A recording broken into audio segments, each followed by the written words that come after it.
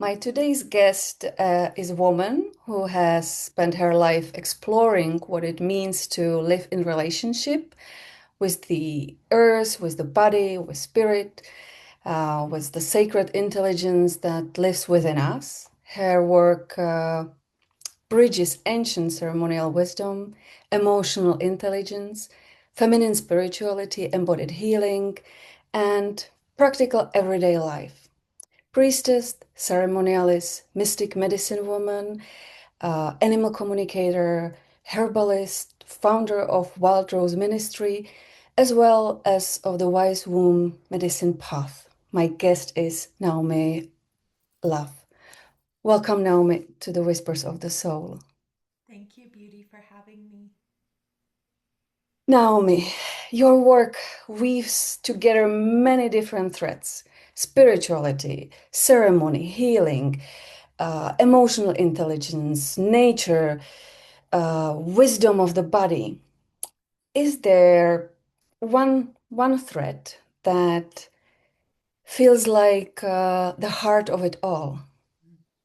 Ooh, that's a beautiful question. And I almost want to say, like, the golden thread of love and light is what's woven through it all. I use that in a lot of my prayers that I write. The golden thread of love and light. The thread is, I think, coherence and Mm, harmony. Because no matter what the ailment is, it's oftentimes at the root is dissonance, mhm, incongruence, static. There is something that took the frequency and shifted it mhm, into a state that is no longer in harmony. And mhm, so, whether it's doing breath work, whether it's doing womb work, whether it's doing body work, whether it's being in ceremony and diving into our psychology, or working with the spirit of the plants, or being with the animals, it's being in coherence is mhm, the state of being that we need to be inside of for any of that to kind of anchor, mhm, for us to really hear beyond our mind's grasp. mhm. Wow, beautiful. Your ancestor heritage comes from France and Germany. You grew up in Hawaii and now you live in Boulder, Colorado. Looking back now, how did those very different worlds shape the way you see people, spirituality, the sacredness? It's a beautiful, beautiful question. I've been thinking about this a lot lately, and I realize that my life is very much a life of devotion, Mhm, and it always has been. mhm, And when it really anchored, being exposed, my parents were a little bit hippie, mhm, and they were born in the 50s and 60s, mhm, um, and so I was like the child of the hippies, and so I was exposed in a certain kind of way to a certain vibe, we could say. mhm, And so throughout the places and cultures that I visited and sat with, like, devotion lives inside of Hawaiian blood. mhm, Devotion lives inside of the Indian culture, Indian. It lives inside of like Balinese culture, Thai, like all these places that I've visited in appreciation have absolutely influenced mhm, my skill, I mhm, guess we could call it, of listening to nature. And even living in Colorado, there is the indigenous blood that I'm that in the land. And if you're listening to the land, you can connect to this mhm, symbiotic devotion mhm, that the people of the earth have had with the land. mhm, And I find that now in today's world, I find it a little more difficult Mm. to live in places where devotion isn't woven into the fabric of the culture. Mm. When I went on my walkabout a couple of years ago, I was in Europe. It was my favorite. And there was just, even in Rome, like there's still a devotion. You can hear the church bells ring. There's still a devotion to like the food and to family. There's a devotion to something that's more than the self. Mm-hmm. And in America, we're more devoted to ourselves, Mm-hmm. I would say. And visiting Muslim culture in Morocco and Turkey and hearing the call to prayer, even though I'm not Muslim, there's this feeling in the air when there is that devotion. And that Mm-hmm. to me feels like home. And so I think that all of these choices that I've made throughout my life consistently led me to a life of devotion. And for that, I'm eternally grateful. Even in my head, I'm picturing when I was 19 and I lived in India, and I was in charge of keeping the temple. And so at 3 a.m., I'd be waking up and tending to the Oh, temple before we had meditation. And in the evening, it would be my job to sort of clean and tend to the temple. Like I've been doing that my whole life. And so wonder why I just want to live in the temple. I'm like, okay, how can I do this nowadays? mm-hmm. Kind of like habit getting Mm-hmm, in your blood and you need it, right? mm-hmm, mm-hmm. And it gives you there's something that changes you when we're in devotion to something that's the fabric of sort of the cosmic heart. It's like this ability to, I'm in devotion to the state of listening, Mm-hmm. right? In devotion to being in a right way with Mm-hmm. myself and as much as I can with the world. Mm-hmm. And it begins to take this sort of I and the grasping, it kind of takes it and expands it into a meta, it's bigger Mm-hmm. than you. It gives you kind of like the alignment with your heart and with your center, whatever the center at the moment is. Mm-hmm. In these days, many people seek about healing, and you often speak about restoration of the holy. What is the difference between healing and becoming whole? I love it so much. A little context, I went through one of those chrysalis moments where you shed your identity and you let it all go. Mm-hmm. Maybe called a midlife crisis. I like the sexier title of like breaking through the chrysalis and shedding the identity as I knew it. And as I did that, because I had worked with so many people over my lifetime, Mm-hmm. I started to see that we're striving for healing. We're striving for this thing, and we identify very much with our pain. Mm-hmm. And I have experienced an excruciatingly amount of trauma, as many of us have. And we become that pain, and we become the trauma, and we become the stories that we've experienced. We become the pain. We become the generational curse that we've been told, that we've been conditioned into. And I started to see it more and more clearly through this death initiation, which is a whole nother conversation for another day. And as I went through that experience, I had to shed everything at the end of it. And I went on a walkabout and I was like, I don't know. I just have to go walk and listen. And so that took about a year for me. And so when I came through the other side of that, then there was this, and I was on sabbatical. I wasn't working. I wasn't writing publicly. I was just doing my own inner work and listening. And what came through was the holy, whole, and healed. Mm-hmm. And it sounds a little bit wooey, and it sounds a little like religious, but it's not, Mm-hmm. because the holy is within.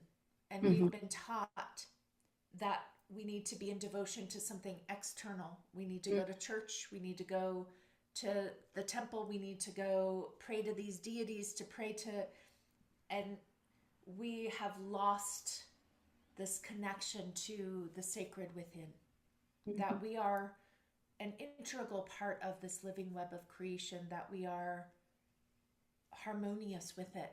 And so we're kind of caught in that illusion of separation, very much so. And then when it comes to healing, we're constantly striving for healing, right? Mm-hmm. That healing is here. So what if we stop striving for it? What if we set all that effort down? And what if we tuned in and we started to welcome the alliance with the healed self? Because there is something underneath all the parts that have experienced pain. There is something eternal that is there, and we're not connected to it anymore. And so to me, the holy, whole, and healed is coming into this frequency of the healed. So it's no longer I'm searching and striving for this thing. It's that it's here. Mm-hmm. And that requires a surrendering. And you're more likely to step into the frequency of healing through surrendering rather than striving. It brings question why we human tend to hold to our traumas, to our ancestry curses, whatever there is, which is usually not even ours, but we kind of like keep the baggage on our back and we don't want to let go. Why do you think we kind of tend to do this? I think it's two parts. I think that if we look at the metaphor of what the ego is, so I'm not talking anybody else's take on what ego is, I'm just sharing my metaphor of it. Mm-hmm. Let's say that we were light and we were coming to earth to have this human experience. In order to come to earth, we needed form. Mm-hmm. And what if the ego just gave us form so that we could exist? Because before we were light, so we were particles. You and me, it's all the same. And so we came here and we're like, we need form. And so the ego gave us form.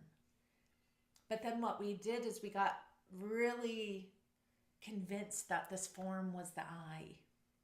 And we got really convinced by the separation that we see, because it's so obvious. It's like you're there and I'm me, So it's so obvious. The separation is obvious and very convincing.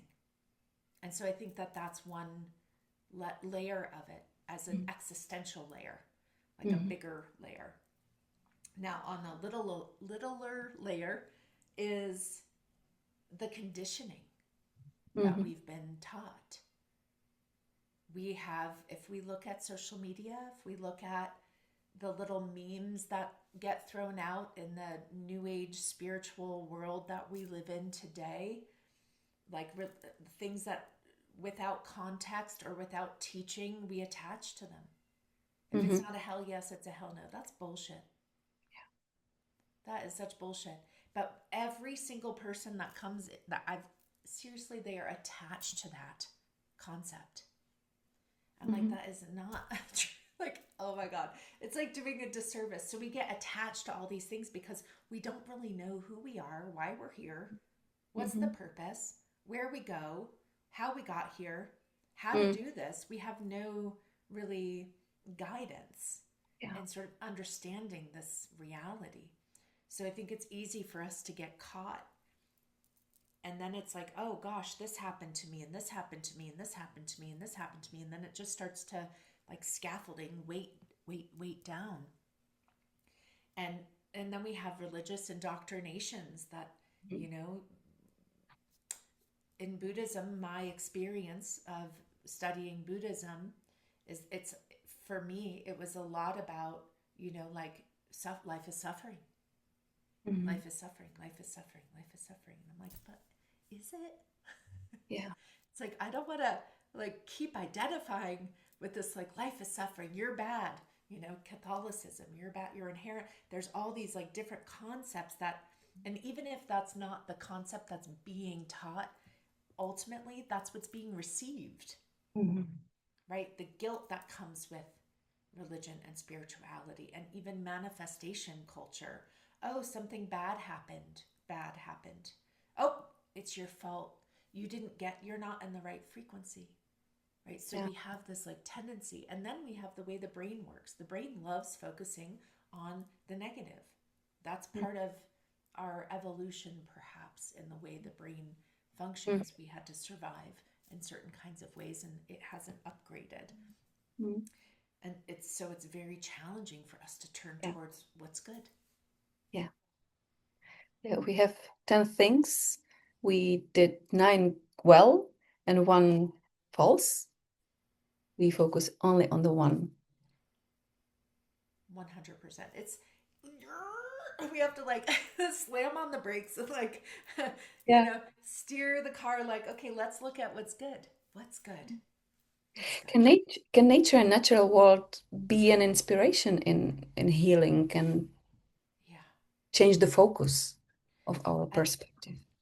I think it's a beautiful, I don't even think, it is a beautiful place to turn, Mhm. because yesterday I sat at the river for a while, and you don't have to do anything for the river to do what it does. You just have to sit there. You have to let it do it. So it is a beautiful teaching in surrender, right? Because you don't actually have to do stuff.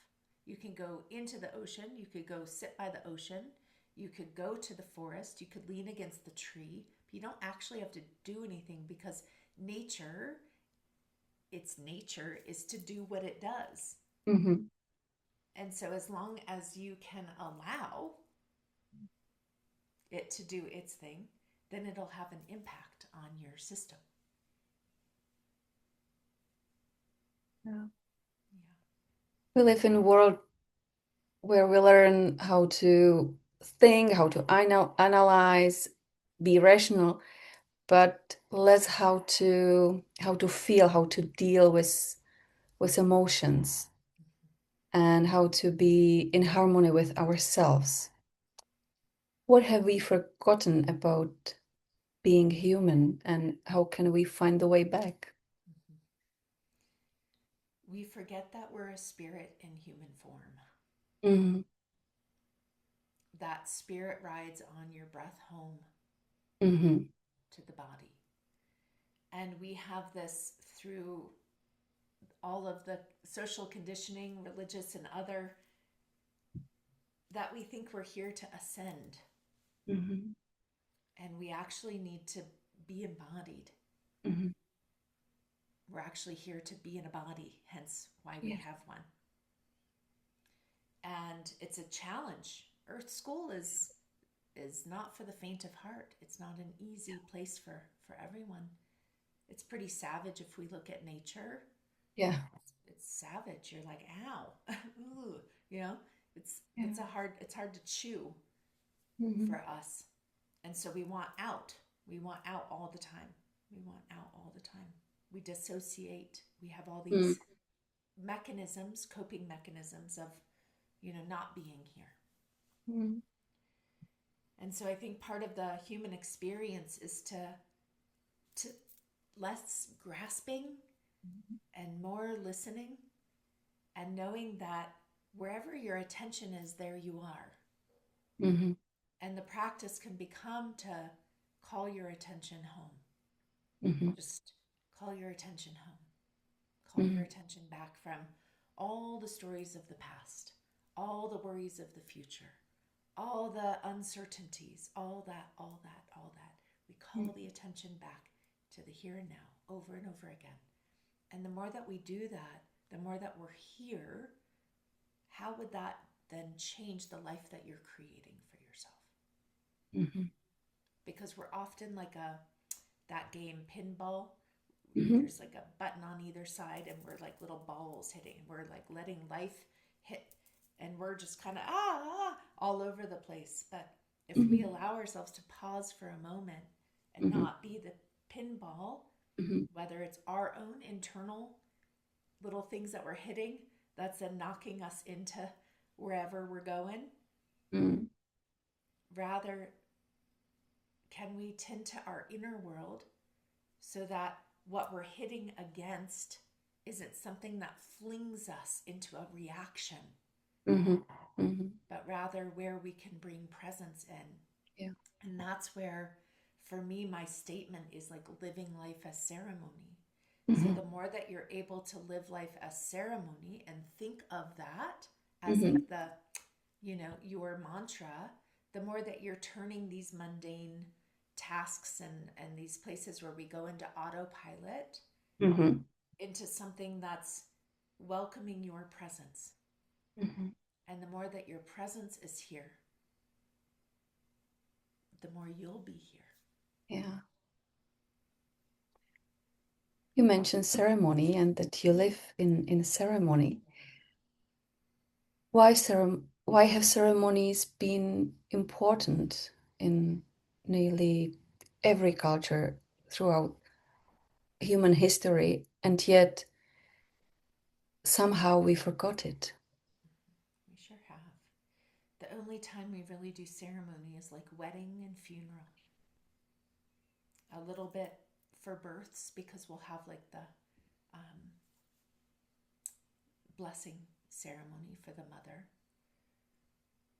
These are moments in our lives there are moments in all of our lives that we're at an initiation where we're going through something big, Mm-hmm. whether it's menarche, whether it's pregnancy, whether it's postpartum, whether it's the loss of a child, whether it's divorce, no matter, there's all these stages of our Mm-hmm. lived experience that in traditional culture, we honor each of Mm-hmm. those stages because it's in a way connecting us to nature, right? It's Mm-hmm. connecting us to our nature and our lived experience. In the world that we're living in today, we're becoming more and more and further away Mm-hmm. from life.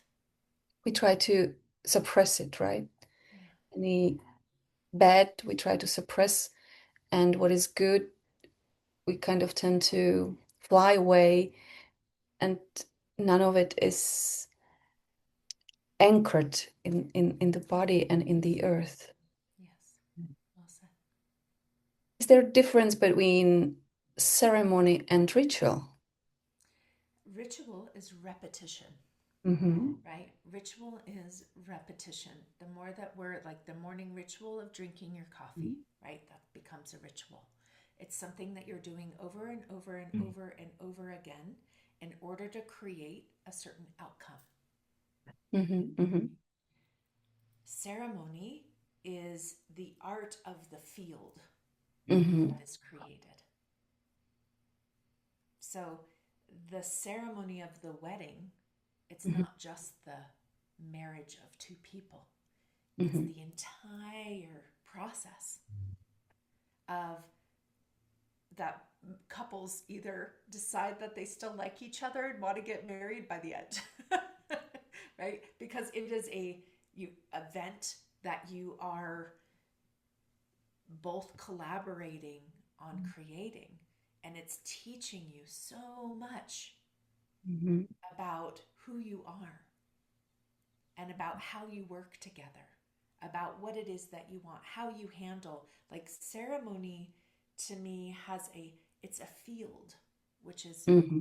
larger. Ritual is the action that we're taking, the repetition that we're doing in order to create change. The ceremony is really the field that we're creating. Mm-hmm.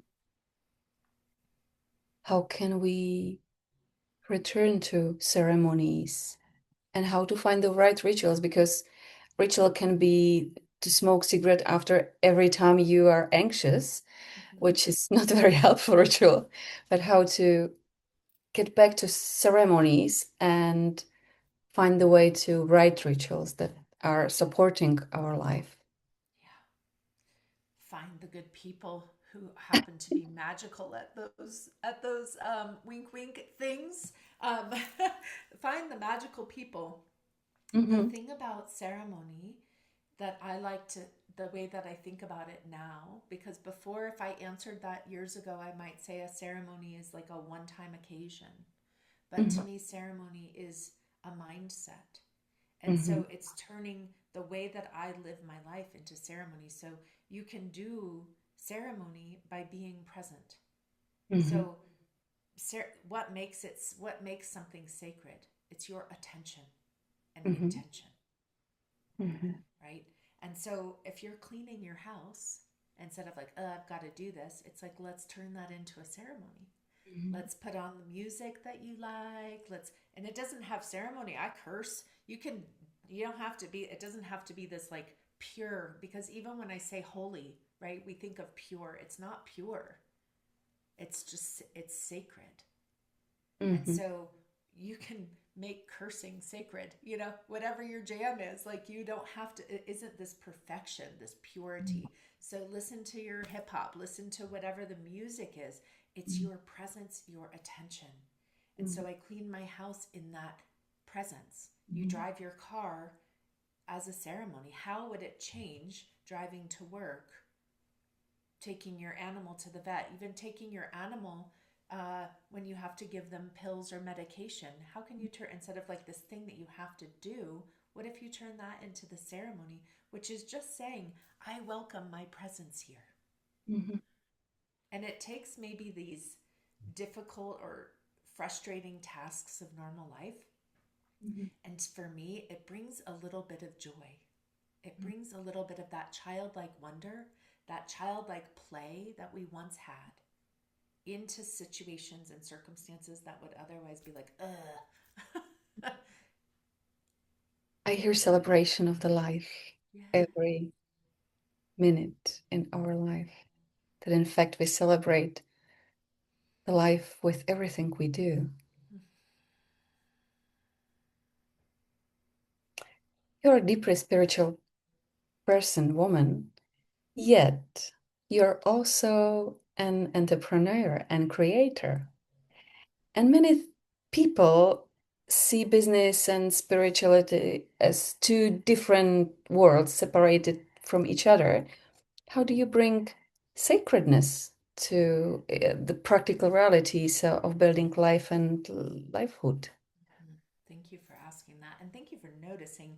I am very mystical, magical, technical, and logical. Mm-hmm. So I have a way of being all of those. Some people are mystically inclined and they're like, no to computers. I had to figure it out Mm-hmm. because I've tried to rely on people and they didn't do good jobs. I didn't like it, or I'm like, that website is so ugly and it cost me so much money, or whatever it was. So I Mm-hmm. figured it out. Mm-hmm. So for me, when people are like, you're so mystical and you can build a website, like it's so weird, and I'm like, it's not really. It's called scrappy. I will figure it out. um, Yes. and there's a place where it's not separate. We have this thing in this world where we are a certain way when we're in ceremony, and then Mm-hmm. we're assholes out in the world. Yeah. And I'm not that. Mm-hmm. I am congruent. I can be an asshole, but it's not that it's separate, right? We have this way of separating things. This is my spiritual self, but I don't know how to bridge that in my everyday. And so to me, they're not separate. Mm-hmm. It's me. Mm-hmm. And And so for those of us who struggle with that, that's where we need to build the bridge between the two, mm-hmm. because we have these parts inside, Yeah. and you're more than the sum total of all the parts, and that is the holy, whole, and healed self. Mm-hmm.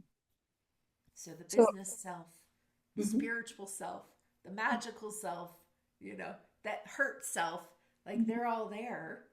Mm-hmm. The inner child, the inner teenager, the inner rebel, the nice girl, like they're all in there. And And then there's something underneath all of that. So in fact, what I'm hearing is that we need to love them all. Otherwise, we are lying to ourselves. We need to create space for the holy, the whole, and the healed. Like the more that we keep identifying with all the parts are there and they all need something, and we need to learn how to relate to all of them so that we can tend to that. And we're getting lost inside of them. We're getting lost in like, oh, I'm a spiritual, I went to an ayahuasca ceremony and I don't know how to integrate it now into my life. I keep going to ceremony and ceremony and ceremony and ceremony and ceremony, but you're still not integrating it into your life. You're still not taking action. Your house is still falling apart. Your stuff is still the same. Then what you're doing isn't working. Yeah. So we need a different approach. And that is what I see that we need most in our today world. And how can we become our true self? Yeah. Stop identifying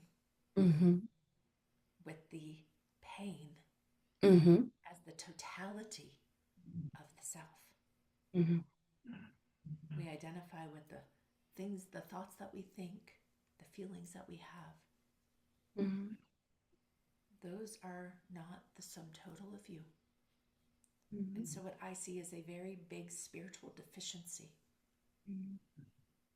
meaning our spirits aren't with us in a way. And they're not being nourished. And so they're being starved out. And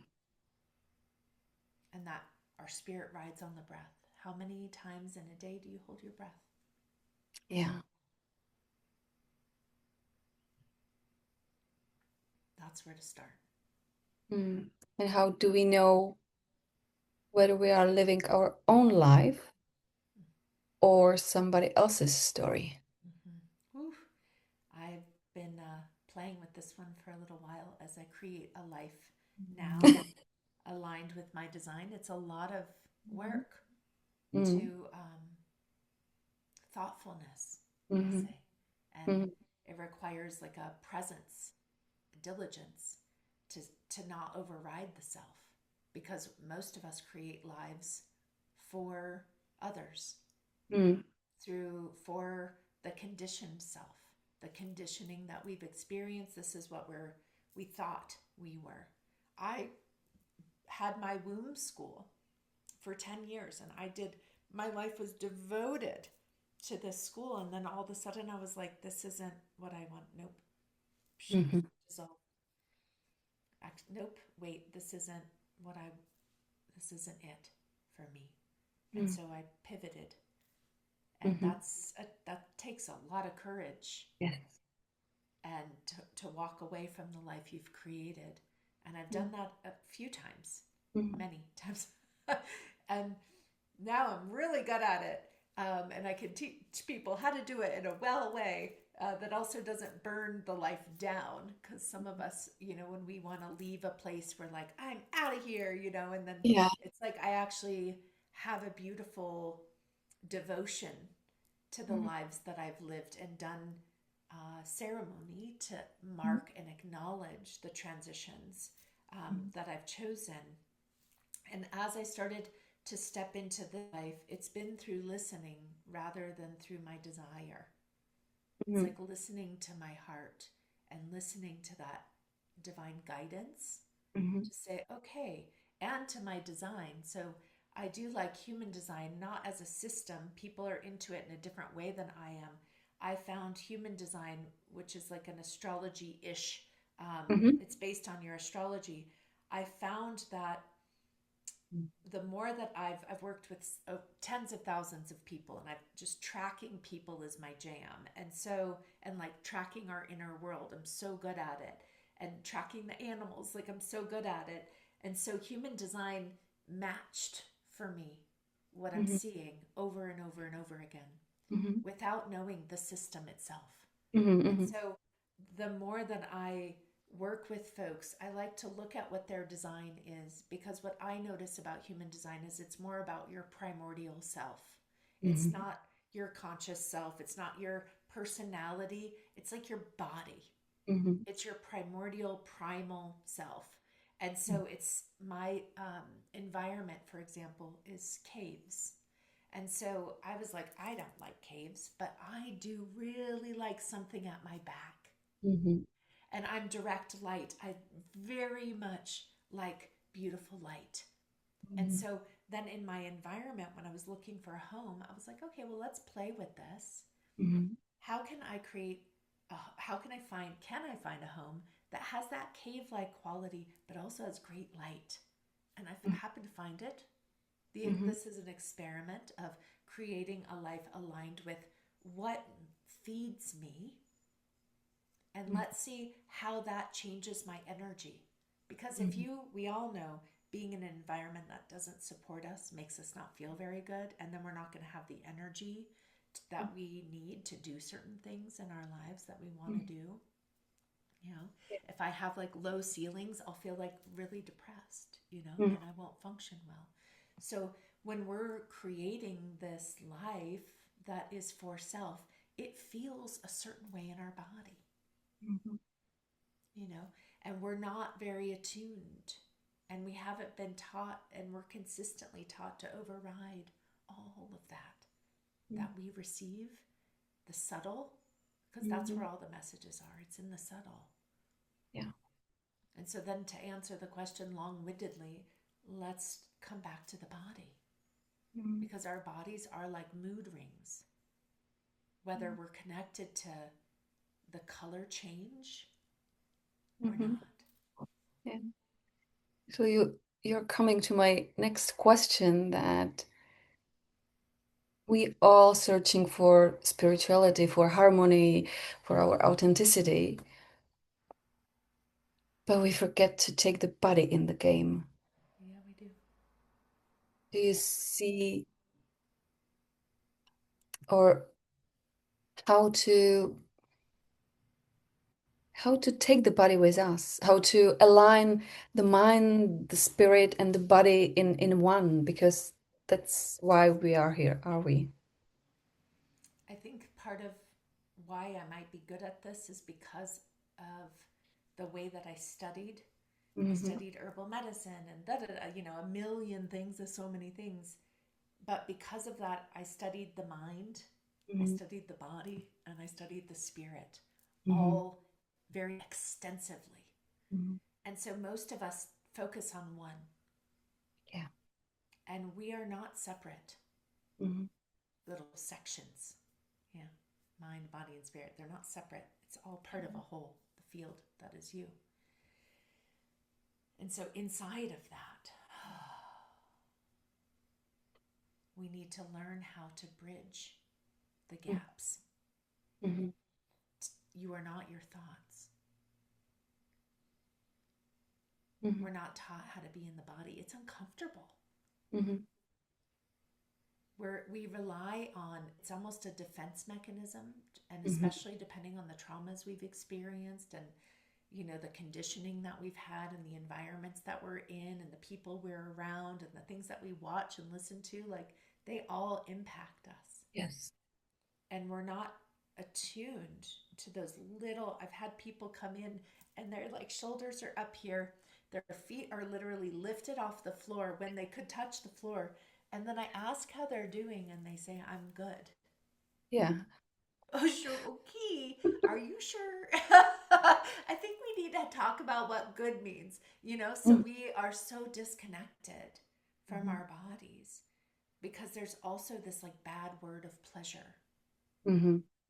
you know it's a, it's okay to be in your body and to experience pleasure, Mm-hmm. but when we come in here, we often feel a lot of pain, and that also shows us some stuff we have to clean up, some things Mm-hmm. that have accumulated over time that we haven't tended to. We haven't cleaned house in or out. And so then it's very uncomfortable in here. Or we have, I call it like the consequence of not self. So we make a lot of not self decisions and choices in our lives. And those not self decisions and choices come from conditioning and beliefs and perspective and all of that. And so we end up having the cost of a not self life, and that can be dis-ease. That can be, I've been holding it all in for so long. Now I have arthritis. Now I have fatigue. Now I have, because our bodies are going to try to get what they want and what they need, no matter what the cost is. Yeah. And sometimes, and I'm not saying that all disease is like, I'm not saying minimizing, any cats get cancer. They didn't think themselves into the cancer. It's part of this experience on earth. And there's this other place where I see it all the time. The more that we're not listening to ourselves, the more that we're not listening to ourselves, the more that we keep not self-choicing out there, overriding ourselves. Oh, now we have chronic fatigue. Now we have autoimmune disease. But now guess what? That chronic fatigue is getting you to rest. That chronic fatigue is forcing you to have boundaries. That chronic fatigue is, that autoimmune disease is. So what is the result that it's giving you? And that's just a place to look. It's not a place to get attached to. It's just a place to look at, like, oh, what is this guiding me towards? And what if I just actually could rest? What if I chose my needs maybe a little bit more in my life? How would my health change? But it never lies, right? Always gives Really out not. messages. The mind sure does, though. I I I keep telling, like, the body gives you the message. Either it will go in a nice way or it will go, no matter what. One way or another, babes. Yes. Yeah, one way or another. It's a Yeah. really interesting thing to take note of that. What is this guiding me towards? What is this asking me? Where is this directing me? Because there is a message there. Is there any, let's say, simple practice that we can do every day or? What I've been really liking is recently is just when I notice myself a little worked up, creating a new life from scratch by yourself without a lot of support from your community or people is a lot. Yeah. And I don't just offer one thing, I offer like three things. So three businesses ish. And so it's like, you know, I have to build all of them at the same time. So it's like this big foundation. And I can get worked up of like, it's a lot, or I'm frustrated, or I'm sad, or, my emotions are there too. And what I used to do is I would just like process it and I would talk about it a lot. And then that story reiterates those feelings, right? You keep living it again and again, again, and again. And I have done that. That was like my 30s. Welcome to the 20s, 30s, and a little bit in the 40s. And then now I'm almost going to be 50 next year anyway. And I was like, now I finally got it. So, it takes a while. And so I've just been laying down and putting my hands on my body and welcoming my breath. And that if I feel unseen, or if I feel unmet, or if there's that, whatever my story is that's coming up for me, I give myself the acknowledgement that I need in that moment. And oftentimes, like, we override the need for rest, right? So even in that, I'll notice, like, because I'm writing a lot, because I'm in a sharing all, of this, and I'm trying to write all of this into a book that I can share with people who are working with me. So there's context for things, because we need context, and then we need the practice and the teaching. And so it's a lot of projects. It's a lot of projects. And so I might need a moment of rest. And instead of overriding that, it's like just taking a moment, laying down for 5 breaths. And just giving my body in that moment, can I just even close your eyes for 5 breaths? If you work in an office, can you go into the loo and take 5 breaths? It's beautiful. It can be simple. Yeah.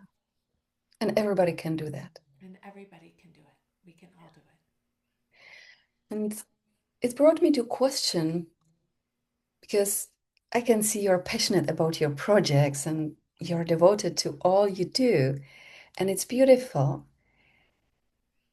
But what I see there as a kind of risk that because we love it, we have the tension to overlook our needs,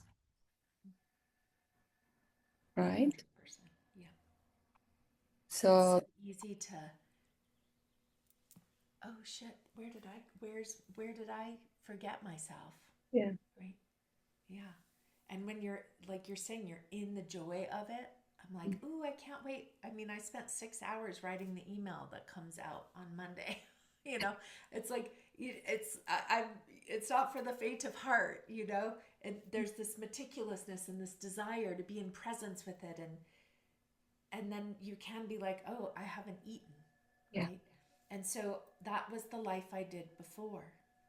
Inside of the now, as I create a self life, I'll pause. I need to go to the bathroom, you know, because before you, I'm still Just a working minute, on, just I a little bit yeah, more. yeah. Just one more sentence. Let me go to the loo. Let me pause. This is the requirement that's needed, because here's the thing.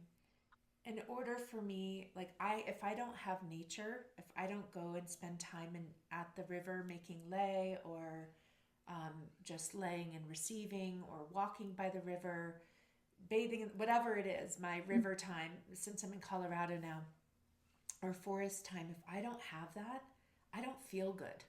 Mm-hmm. So I need those things that, like living in Hawaii, my life was very much in devotion to nature there.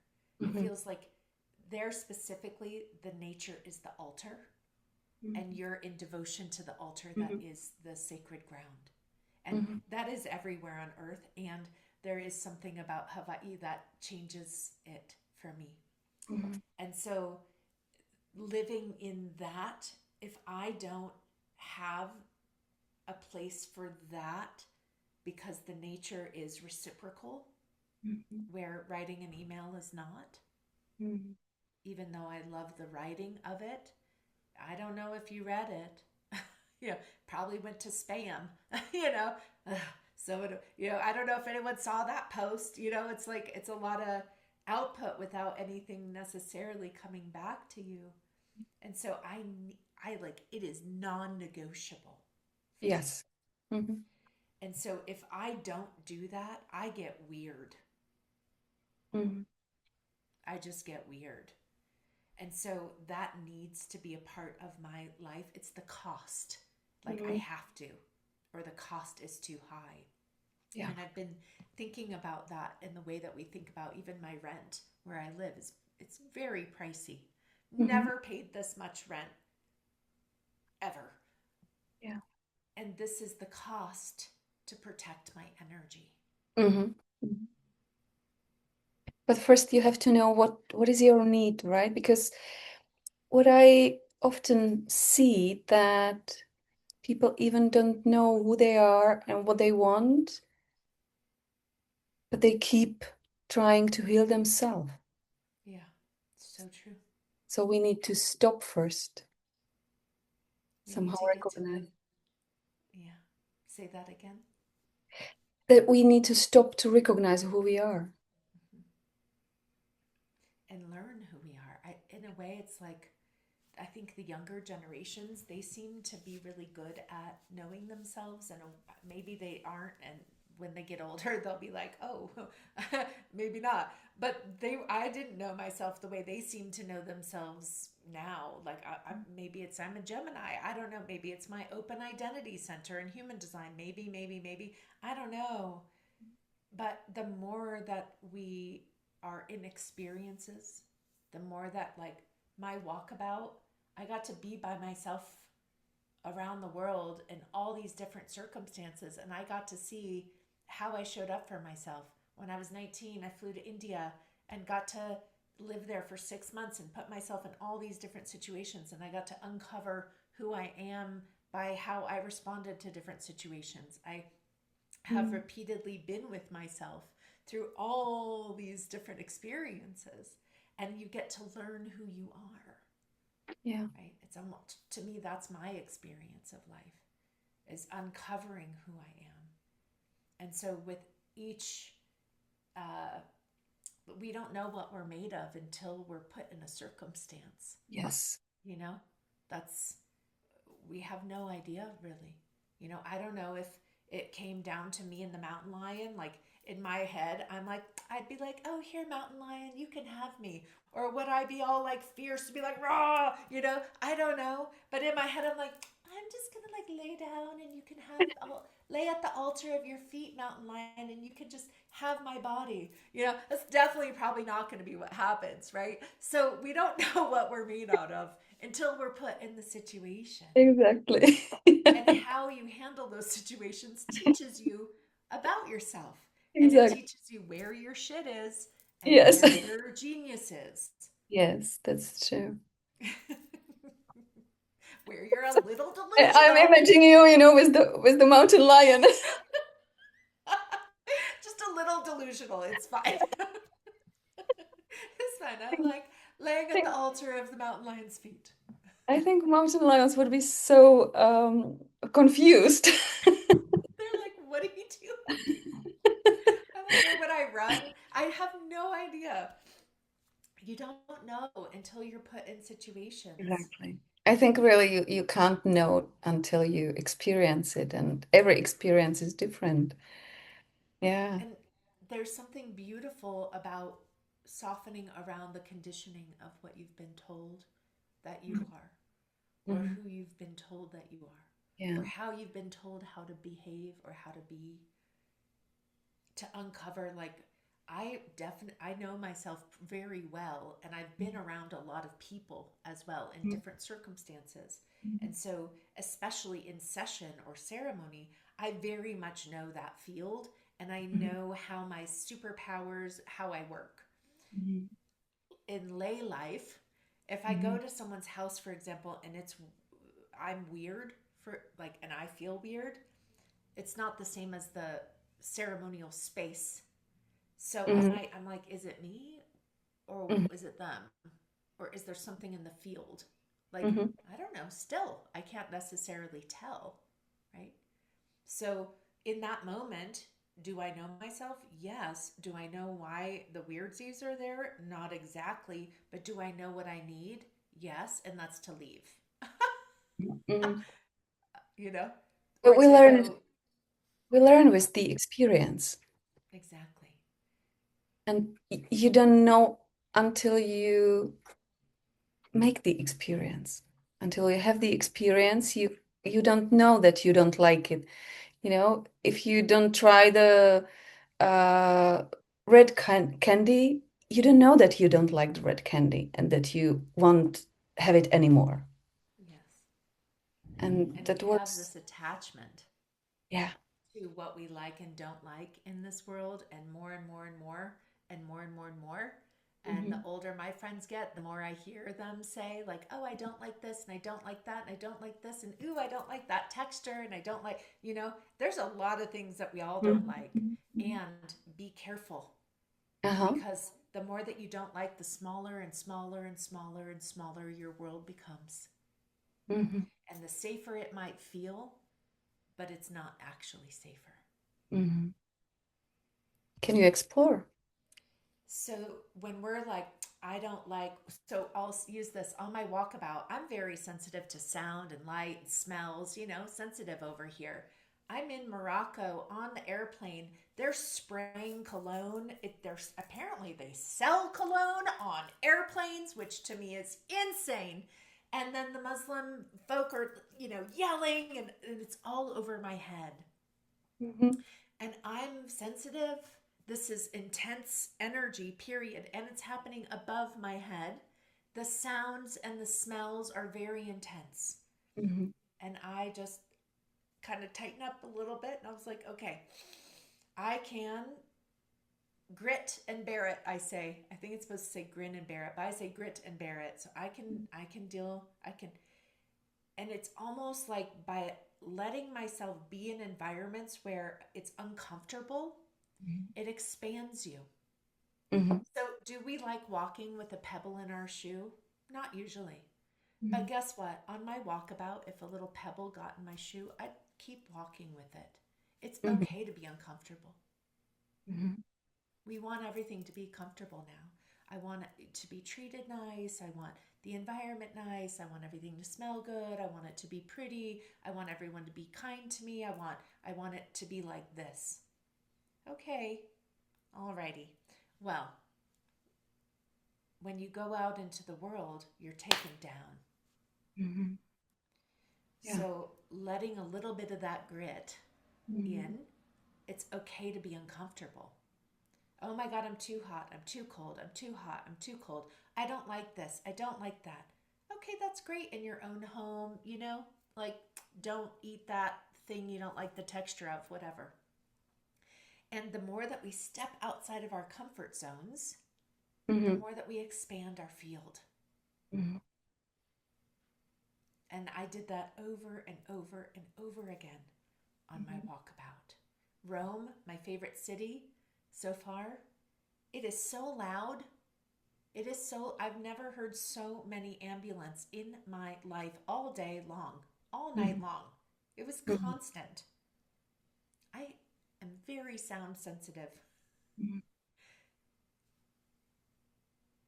I still survived. Mhm. I'm still alive and I still Yeah. love the city. You know what I mean? Like, I got Mhm. mugged in Turkey. I still love Turkey. It's not Mhm. Turkey's fault. Yeah. I put, right, you put yourself out. It's okay to be uncomfortable. Learn to be comfortable in Yeah, uncomfortable.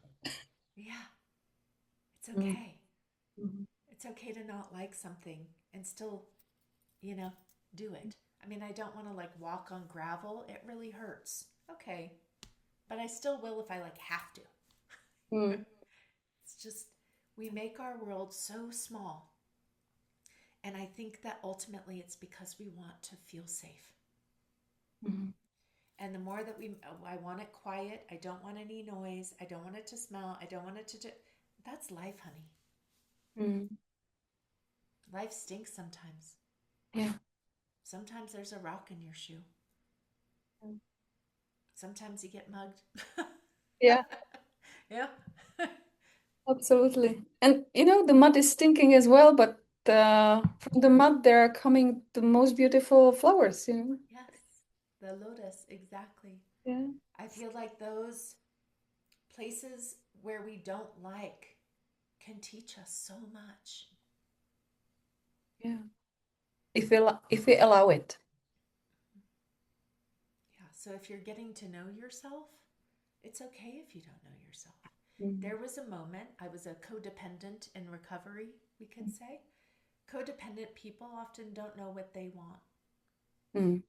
but they often can start with what they don't want. So you Mhm. can start there, start wherever it is. If there's something you're like, I like that. Mhm. I'm a Gemini. It was hard for me in my younger years to know what I like. I'm a Libra rising. It was like, Mhm. I don't know. I'm sitting on the fence. I can see all the sides. I didn't know. It was like, let me try this on and let me try that on and let me see if this is it. Nope, that doesn't fit. Mhm. But through that trial and error, you figure it out. You'll Mhm. learn more about how you show up. You'll learn more about what you like and dislike. Mhm. You'll learn about how you handle uncomfortability. How do you Mhm. handle conflict? How do you show up for that? How do you show up for yourself? And that's life. Mhm. You work with different spirits, different kind of spirits, guidance, and with unseen realms. Mm-hmm. Yet, your work is also deeply rooted in the earth. How do you see the relationship between heaven and earth? Ooh, that's a complicated question. I will say that when I work with the helping spirits Mhm. or the archangels Mhm. or the deities, I think of them and experience them more as frequencies. Mhm.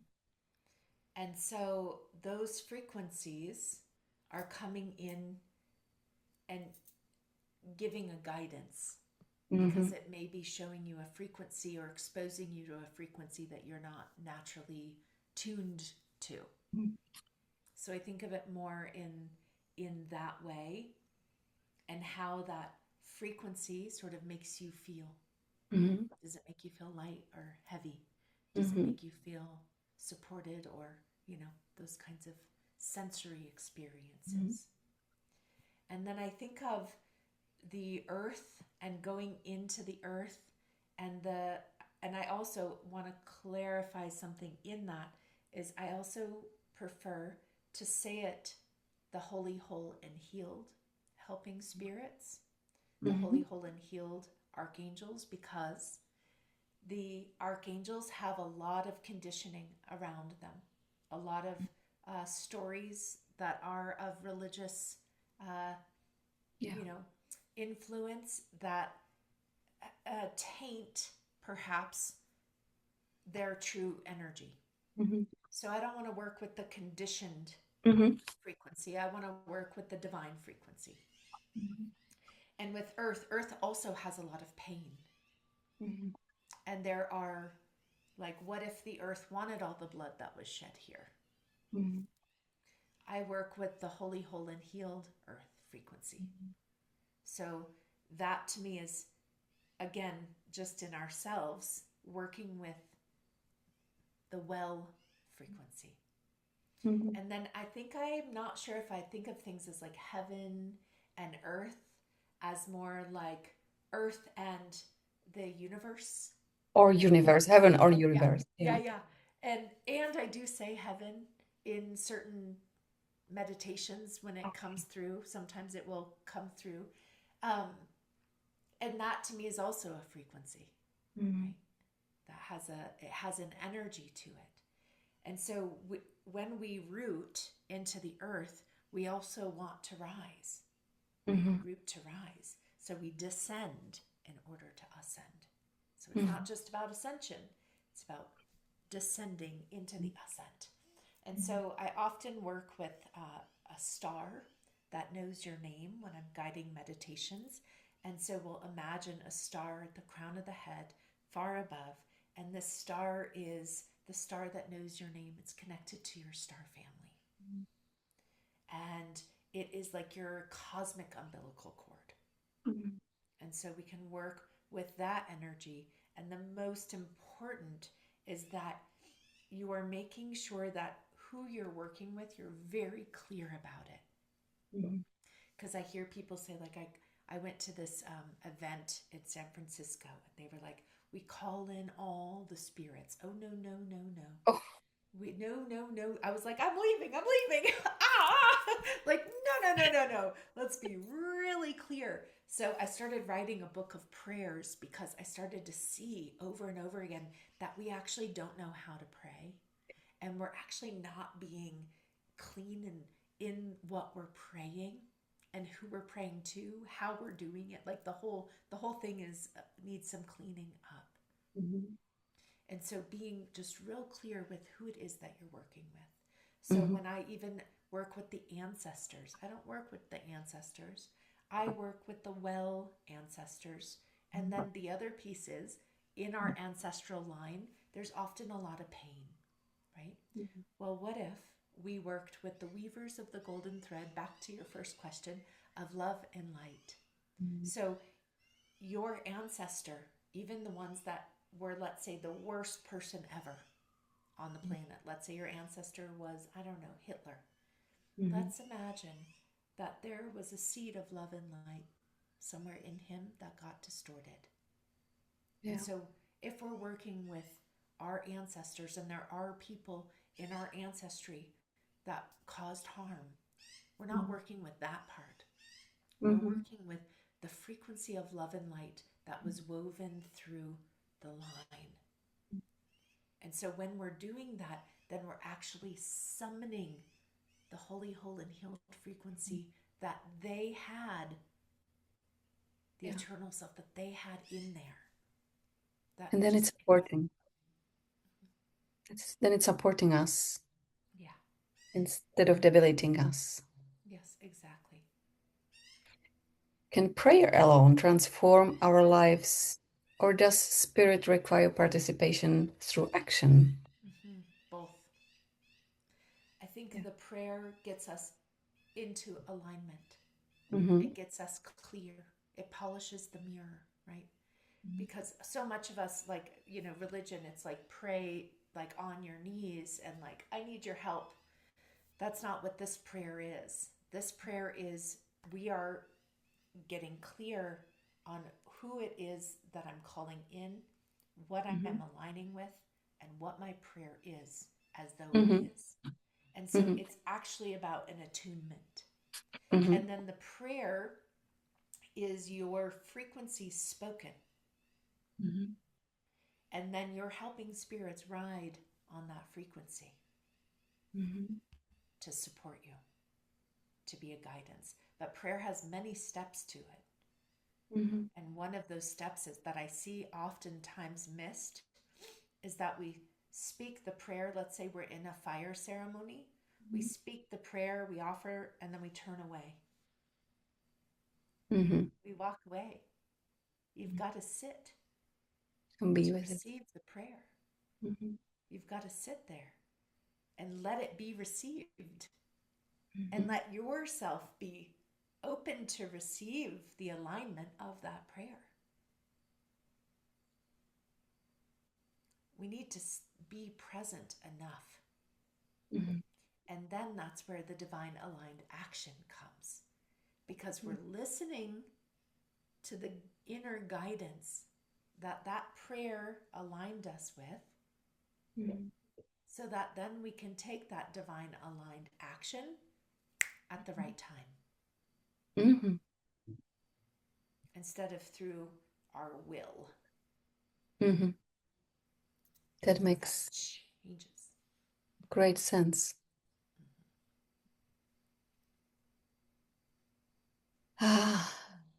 Naomi, thank you for all your wisdom, for all you shared, for your thoughts, for your experiences. It's very inspiring. Thank you. And I have last question, and that would be, if humanity could remember just one forgotten truth, what would you wish it to be? That you are the dream, and that you are the dreamer. I think that we forget that we are a co-creator. And so dream a beautiful dream. Thank you very much.